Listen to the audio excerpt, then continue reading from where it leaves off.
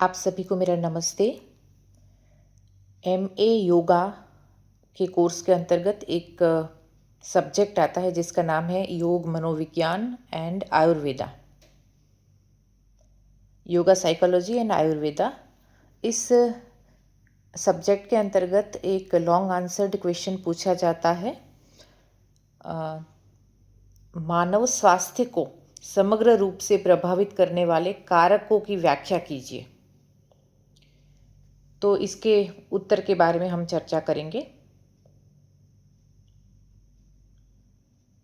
तो जैसे कि हमने पहले भी पढ़ा था कि भारतीय वाङ्मय, विशेषकर योग मनोविज्ञान और आयुर्वेद में स्वास्थ्य की परिभाषा जो है वह केवल रोग की अनुपस्थिति नहीं है।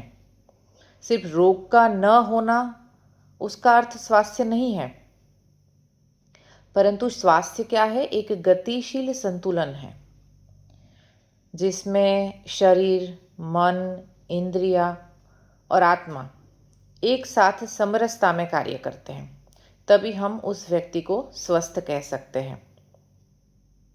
अगर विश्व स्वास्थ्य संगठन WHO की बात करें तो WHO ने भी आधुनिक काल में स्वीकार किया है कि स्वास्थ्य है वह शारीरिक, मानसिक, सामाजिक और आध्यात्मिक आयाम है। क्या है? शारीरिक, मानसिक, सामाजिक और आध्यात्मिक। आध्यात्मिक शब्द पहले नहीं था, बाद में जोड़ा गया है। तो स्वास्थ्य एक समग्र इकाई है, हॉलिस्टिक एंटिटी है, जिसे कोई एक कारक नहीं बल्कि आंतरिक और बाह्य कारकों का एक पूरा जाल प्रभावित करता है। क्या कहा है कि समग्र इकाई है, हॉलिस्टिक एंटिटी। कौन? स्वास्थ्य, जिसे एक कारक नहीं मानना चाहिए बल्कि आंतरिक यानी कि जैविक व मानसिक तथा बाह्य यानी कि पर्यावरणीय और सामाजिक कारकों का एक पूरा जाल प्रभावित करता है। देखिए, आंतरिक में यहाँ दो बातें आई है, जैविक व मानसिक। बाह्य में कौन सी दो बात आई? पर्यावरणीय व सामाजिक। तो ये याद रखना है। मानव स्वास्थ्य को समग्र रूप से प्रभावित करने वाले जो मुख्य कारक है उसके बारे में अगर आगे बढ़े तो योग मनोविज्ञान और आयुर्वेद के संयुक्त दृष्टिकोण से इन कारकों को प्रमुख इस प्रकार से श्रेणियों में विभाजित किया जा सकता है। किस प्रकार से, वो हम आगे अभी देखते हैं। सबसे पहले है जैविक एवं शारीरिक कारक, बायोलॉजिकल एंड फिजिकल फैक्टर्स। ये सबसे मेन है। तो स्वास्थ्य का सबसे, देखिए आगे आया भी कि स्वास्थ्य का सबसे प्राथमिक और प्रत्यक्ष धरातल यही है जिसे आयुर्वेद में दोष धातु मल के सिद्धांत से समझा जा सकता है। जब भी स्वास्थ्य को कोई प्रभाव करने वाले कारकों की चर्चा है तो सबसे पहले यही है कि बायोलॉजिकल और फिजिकल, और सबसे प्राथमिक इसको माना गया है, सबसे प्रत्यक्ष धरातल है जो हमें आंखों के सामने ही दिखती है। और आयुर्वेद का कौन से सिद्धांत द्वारा इसे समझा गया है? दोष धातु मल सिद्धांत के द्वारा समझा जाता है। तो इसी के अंतर्गत त्रिदोष असंतुलन जो है उसमें क्या क्या होता है? त्रिदोष कौन से? वात, पित्त, कफ। तो आपको हेडिंग देना है त्रिदोष का असंतुलन। इसी के अंतर्गत, किसके अंतर्गत? जैविक एवं शारीरिक कारक के अंतर्गत। तो हमें पता है कि आयुर्वेद के अनुसार शरीर में 3 जैविक ऊर्जाएं वात, पित्त, कफ होती है। जब ये अपनी जो अवस्था साम्य रखती है, सम अवस्था में होती है, तब व्यक्ति स्वस्थ रहता है, और इनकी जब विषमता होती है तब उसे रोग या व्याधि माना जाता है। इसके बाद एक और हेडिंग दीजिए इसी के अंतर्गत कि अग्नि और आम, जिसको आप कह सकते हैं मेटाबॉलिज्म। तो चरक संहिता नाम का जो ग्रंथ है महर्षि सुश्रुत द्वारा लिखा गया, इस ग्रंथ के अनुसार जो कायाग्नि है पाचन अग्नि का धीमा हो जाना सभी रोगों की जड़ है। जब भी कायाग्नि जो है वह धीमी हो जाती है तो तुरंत शरीर में रोग बनना शुरू हो जाता है। इसीलिए हमारी जो पाचन अग्नि है वह सक्रिय होनी चाहिए, एक्टिव होनी चाहिए और अच्छे से कार्य करती होनी चाहिए, उसको मंद नहीं होने देना है। यदि भोजन ठीक से पचता नहीं है तो वह क्या बन जाता है? आम बन जाता है। आम का अर्थ यहाँ यह है कि विषयुक्त पदार्थ यानी कि टॉक्सिन्स बन जाता है, जो रक्तवाहिनियों में जा रुक कर आधुनिक जीवन शैली की बीमारियां हैं, जैसे कि कोलेस्ट्रॉल बढ़ना, यूरिक एसिड, मोटापा, ये सब पैदा करते हैं। बहुत ही अच्छे से ये बात समझी जा सकती है। हेडिंग क्या है हमारे यहाँ? अग्नि और आम। तो कहाँ से ये कॉन्सेप्ट आया है? चरक संहिता से। चरक संहिता में क्या नाम दिया गया है जठराग्नि को? पाचन अग्नि या कायाग्नि कहा गया है। वो कैसी होनी चाहिए? वो तेज गति से चलती होनी चाहिए, अच्छे से रूप में सक्रिय होनी चाहिए, लेकिन जब वो धीमी हो जाती है तो वह क्या बन जाती है? रोग का जड़ बन जाती है। इसलिए आयुर्वेद में पेट को ही सारे रोग का जड़ कहा गया है। जब यह मंद होती है तो क्या होता है? भोजन ठीक से पचता नहीं है। जब पचेगा नहीं तो क्या बनेगा? विष बनेगा। विष को कहते हैं आम, यानी कि टॉक्सिन्स आयुर्वेद में। और वह जो टॉक्सिन्स है वह रक्त वाहिनियों में रुक कर आधुनिक जीवन शैली की बीमारियां पैदा करते हैं। कौन कौन सी है ये बीमारियां? कोलेस्ट्रॉल, यूरिक एसिड, मोटापा वगैरह। इसके बाद आपको इसी के अंतर्गत तीसरा जो हेडिंग देना है और उसमें लिखना है किसके अंतर्गत? जैविक एवं शारीरिक कारक के अंतर्गत ही हम बात कर रहे हैं। जेनेटिक या आनुवंशिक कारक। देखिए जो मेन हेडिंग है ना वह इसी के रिलेटेड है कि माता पिता से मिले जो जीन्स है, आयुर्वेद में उसे शुक्र शोणित प्रकृति कहा जाता है। जीन्स की जो हम बात करते हैं ना, ये मेरे जीन्स में है, जेनेटिकल है, तो उसको आयुर्वेद में शुक्र शोणित प्रकृति यानी कि वीर्य शुक्र की यहाँ बात है। व्यक्ति की मूल शारीरिक क्षमता और रोग के प्रति संवेदनशीलता को तय करता है। व्यक्ति की मूल शारीरिक क्षमता और रोगों के प्रति संवेदनशीलता को ये तय करता है कौन? जेनेटिक या आनुवंशिक कारक जो है वह। तो ये भी जिम्मेदार है। तो जैविक एवं शारीरिक कारक के अंतर्गत 3 बातें आपको याद रखनी है: दोष धातु मल, अग्नि और आम, और तीसरा है जेनेटिकल या आनुवंशिक कारक। जेनेटिकल और आनुवंशिक में 2 बातें याद रखनी है कि व्यक्ति की मूल शारीरिक क्षमता और रोगों के प्रति संवेदनशीलता कैसी रहेगी वह जेनेटिक्स तय करेगा, क्योंकि बहुत सारी चीज़ें उसके खुद के हाथ में नहीं होती हैं। दूसरे नंबर का कारक हम देखते हैं कि मानसिक एवं संवेगात्मक कारक, साइकोलॉजिकल एंड इमोशनल फैक्टर्स। तो योग मनोविज्ञान की अगर बात हम पढ़ रहे हैं तो योग मनोविज्ञान का मानना है कि अधिकांश शारीरिक बीमारियां वास्तव में मन से शुरू होती है। इन्हें मनोदेहिक विकार यानी कि साइकोसोमेटिक डिसऑर्डर्स या आदि व्याधि कहते हैं। मतलब आदि के कारण व्याधि उत्पन्न होती है, ऐसा कहा जाता है। तो इसमें भी 3 हेडिंग हमें पढ़ने हैं। सबसे पहला है रज और तम गुण की अधिकता। तो श्रीमद् भगवद गीता में भी हमें ये देखने को मिलता है रज और तम गुण का कॉन्सेप्ट। सत्व, रज और तम यह 3 मन के 3 गुण हैं। सत्व स्वास्थ्य का पर्यायवाचक है। स्वास्थ्य जो है वह हमारे स्वास्थ्य का, सत्व गुण है वह स्वास्थ्य का पर्यायवाचक है। अगर हमारे अंदर सत्व गुण बढ़ा हुआ है तो हम स्वस्थ हैं। जबकि रज किसका प्रतीक है? अति क्रियाशीलता, क्रोध और ईर्ष्या का प्रतीक है। 3 बातें: अति क्रियाशीलता, क्रोध और ईर्ष्या। और तम आलस्य, अवसाद और अज्ञान, मानसिक दोष है। आलस्य, अवसाद, अज्ञान मानसिक दोष है, जो तंत्रिका तंत्र को असंतुलित कर स्वास्थ्य को बिगाड़ते हैं। तंत्रिका तंत्र को असंतुलित कर स्वास्थ्य को बिगाड़ता है कौन? तम गुण। आलस्य, अवसाद, अज्ञान। इसके बाद दूसरा हेडिंग है इसी के अंतर्गत कि पंचकोश। तो पंचकोश की बात पंचकोश नहीं है, पंचक्लेश, क्योंकि पंचक्लेश से सीधा मानसिक विकारों से जुड़ा है।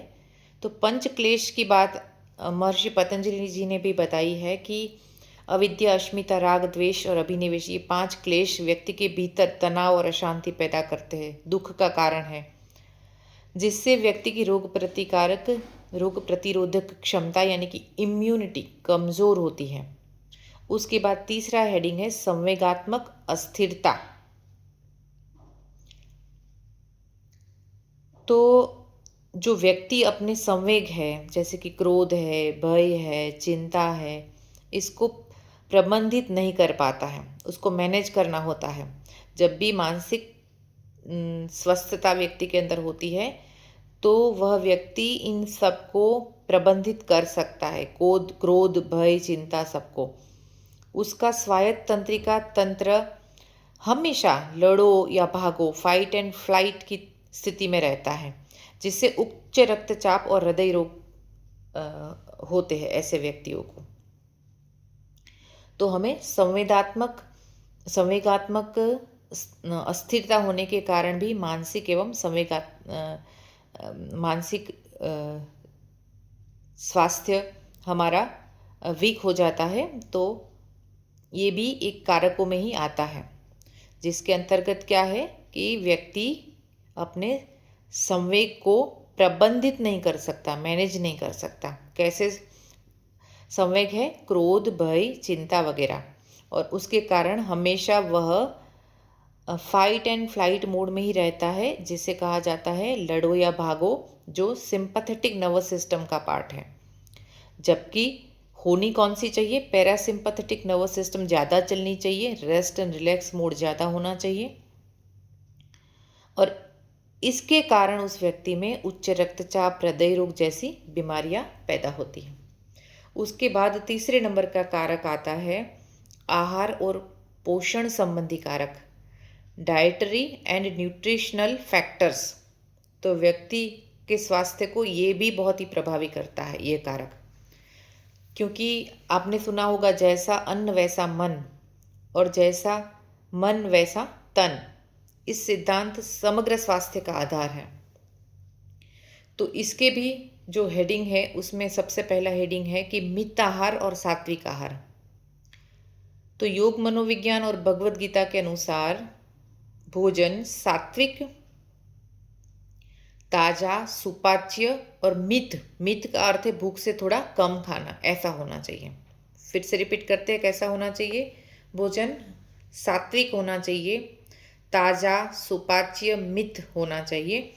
आधुनिक युग में दूसरा जो उसका हेडिंग है, अभी नेक्स्ट ये पढ़ेंगे इसी के अंतर्गत, आहार और पोषण संबंधी कारक के अंतर्गत, कि आधुनिक युग में प्रसंस्कृत खाद्य पदार्थ, प्रसंस्कृत खाद्य पदार्थ किसे कहते हैं? प्रोसेस्ड फूड को कहते हैं। तो आपका ये हेडिंग है आधुनिक युग में प्रसंस्कृत खाद्य पदार्थ, ब्रैकेट में आप लिख सकते हैं प्रोसेस्ड फूड। तो जो अत्यधिक तीखा, मसालेदार, जिसको राजसिक खाना कहते हैं, या बासी व जंक फूड जिसको तामसिक खाना कहते हैं, उसका सेवन करके शरीर और मस्तिष्क में 80% से अधिक बीमारियां खराब जीवन शैली के कारण होती हैं।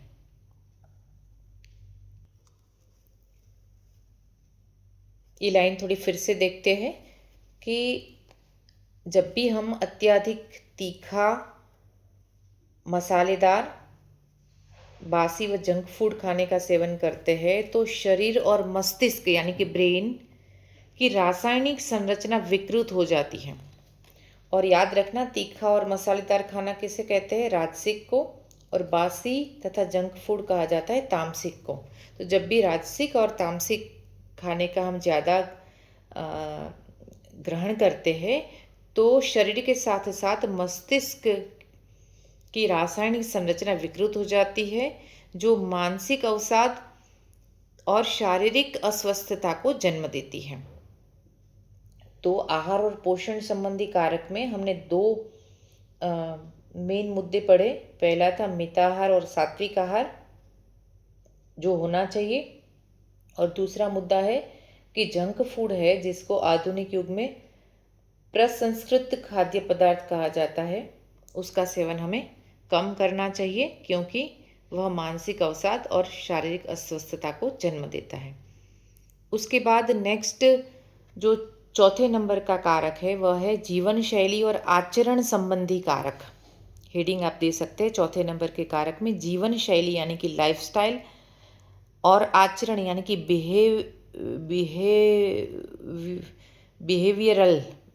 बिहेवियरल फैक्टर्स इसको कह सकते हैं। तो हम सब जानते हैं कि आधुनिक काल में 80% से अधिक बीमारियां खराब जीवन शैली के कारण है। लाइफस्टाइल डिसऑर्डर है 80% से ज़्यादा बीमारियां। आयुर्वेद ने इसे हजारों वर्ष पूर्व पहचान लिया था कि ऐसा होता है। ठीक है, किस प्रकार से होता है कि आधुनिक काल जो है इसमें 80% से अधिक बीमारियां सिर्फ लाइफस्टाइल की वजह से हो। अगर आपकी लाइफस्टाइल सही रखो तो इन 80% बीमारियों से आप बच सकते हैं। और आयुर्वेद को तो पहले से ही पता था, इसलिए आयुर्वेद ने 3 कॉन्सेप्ट बहुत अच्छे दिए हैं जिसको आपको हेडिंग के अंतर्गत इसी कारक में पढ़ना है। सबसे पहला है दिनचर्या और रात्रिचर्या। हेडिंग दीजिए दिनचर्या और रात्रिचर्या। तो प्रकृति का एक चक्र है, ठीक है, उस साइकिल जो बॉडी क्लॉक होती है उसके अनुसार हमें चलना होता है, लेकिन नहीं चलते हैं। प्रकृति के चक्र के साथ न चलना, जैसे कि देर रात तक जागना, सूर्योदय के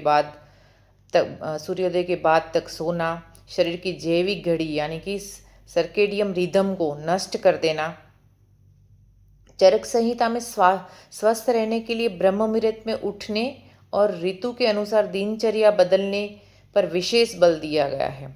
तो हमने पढ़ाई है पहले भी आयुर्वेदा में कि दिनचर्या और रात्रिचर्या का क्या महत्व है और हमें उसी के अनुसार चलना है, लेकिन नहीं चलते हैं तो बहुत सारी बीमारियां आ जाती है। तो ये जीवन शैली आधारित फैक्टर इसे कहा जा सकता है, जीवन शैली एवं आचरण आधारित। उसी के अंतर्गत दूसरा हेडिंग लिखिए कि प्रज्ञा अपराध को कहा जाता है इंटेलेक्चुअल ब्लेस्फेमी। तो यह आयुर्वेद का एक अत्यंत महत्वपूर्ण सिद्धांत है। प्रज्ञा अपराध, जब व्यक्ति जानते हुए भी, इसका अर्थ समझिए बहुत ही गहरा है, जब व्यक्ति जानते हुए भी कोई कार्य या भोजन उसको पता है व्यक्ति को कि यह कार्य करना, ये एक्टिविटी करना, ये भोजन लेना उसके स्वास्थ्य के लिए हानिकारक है, अपनी इंद्रियों के वश में होकर वही करता है, लेकिन फिर भी अपने इंद्रियों के वश में होकर वही करता है। क्या करता है? धूम्रपान, अत्यधिक मोबाइल का उपयोग, असंयमित जीवन, और उसे क्या कहा जाता है? प्रज्ञा अपराध कहा जाता है। धूम्रपान याद रखना, अत्यधिक मोबाइल का उपयोग और असंयमित जीवन। तो प्रज्ञा अपराध जब करता है तो स्वास्थ्य को नष्ट करने वाला ये सबसे बड़ा कारक इसको माना जाता है। और भी है लेकिन ये सबसे बड़ा है। उसके बाद तीसरे नंबर का हेडिंग इसी के अंतर्गत है कि वेग विधारण, सप्रेशन ऑफ नेचुरल अर्जिस। तो शारीरिक रूप से अगर देखा जाए तो शरीर के प्राकृतिक वेग होते हैं, जैसे कि मल मूत्र, भूख प्यास, नींद, छींक, ये सब है। और भी है लेकिन इतने तो हमें लिखने पड़ेंगे। मल मूत्र, भूख प्यास, नींद, छींक, इनको जबरन रोकना शरीर में प्राणवायु के प्रवाह को विकृत करता है। अगर जोर जबरदस्ती इनको रोक दिया जाए तो प्राणवायु के प्रवाह को विकृत कर देता है और उसकी वजह से कई गंभीर रोग उत्पन्न होते हैं। उसके बाद जो कारक है पांचवें नंबर का कारक है पर्यावरणीय एवं सामाजिक कारक। हेडिंग हमें लिखना है 5वें नंबर के कारक में पर्यावरणीय एवं सामाजिक कारक, जिसको कहा जाता है एनवायरमेंटल एंड सोशल फैक्टर्स। तो मनुष्य एक सामाजिक प्राणी है और वह जिस पर्यावरण में रहता है उसका सीधा असर उसके स्वास्थ्य पर पड़ता है। तो इसमें आप 2 हेडिंग लिखिए। सबसे पहला है पर्यावरणीय प्रदूषण, जिसके अंतर्गत अगर हम बात करें तो वायु, जल और ध्वनि प्रदूषण सीधे तौर पर श्वसन तंत्र, देखो वायु की बात है तो क्रमशः लेंगे श्वसन तंत्र, जल की बात है तो पाचन तंत्र और ध्वनि की बात है तो तंत्रिका तंत्र को प्रभावित करता है। इसके बाद इसी के अंतर्गत, इसी कारक के अंतर्गत अगर दूसरा हेडिंग देखें तो सामाजिक ताना बाना और संबंध। ये बहुत हम सब कहीं ना कहीं जीवन में इसे फेस करते हैं, बचपन से लेकर मरते दम तक, कि सामाजिक ताना बाना और संबंध। तो एकाकीपन, अकेलापन, पारिवारिक कलह, कार्यस्थल पर अत्यधिक काम का दबाव और अस्वस्थ सामाजिक संबंध, इन सब में क्या पैदा होता है? क्रॉनिक स्ट्रेस पैदा करता है। ये सब हमारे जीवन में जब होता है तो क्या होता है? अकेलापन यानी कि एकाकीपन, पारिवारिक कलह, कार्यस्थल पर अत्यधिक काम का दबाव और स्वस्थ सामाजिक संबंध व्यक्ति में क्रॉनिक स्ट्रेस पैदा करते हैं, जो धीरे धीरे उसे शारीरिक और मानसिक रूप से खोखला कर देता है। शारीरिक और मानसिक रूप से खोखला कर देता है। इसके बाद अगर हम बात करें तो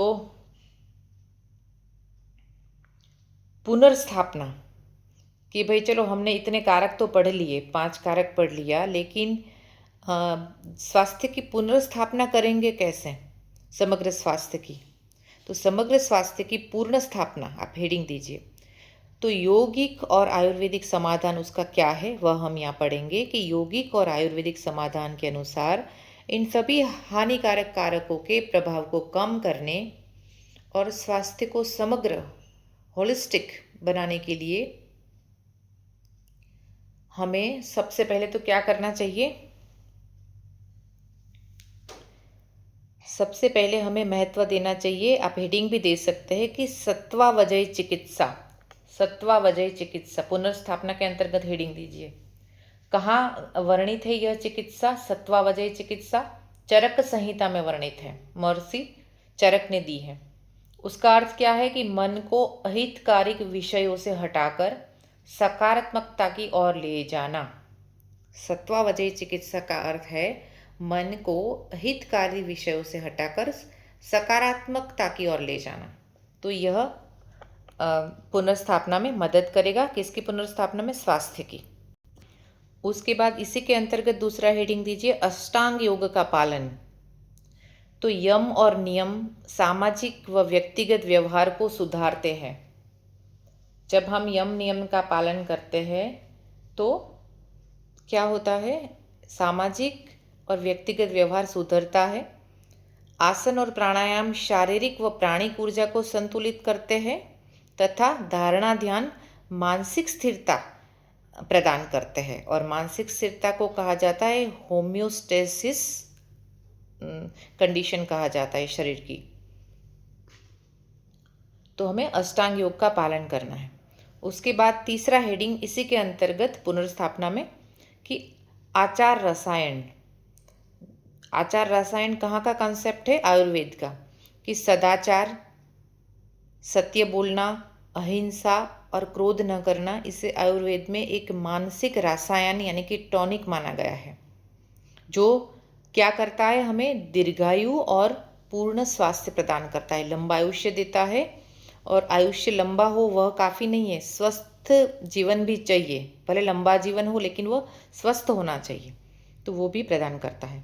तो वापस देख लेते हैं क्या क्या बातें आई है आचार रसायन में। सदाचार, सही आचरण करना, इसका अर्थ है। फिर सत्य बोलना, अहिंसा, हिंसा न करना और क्रोध न करना। तो इन सब के द्वारा हम एक अच्छा स्वास्थ्य पा सकते हैं। और ये सारे फैक्टर्स है जिसकी अगर आगे बात करें तो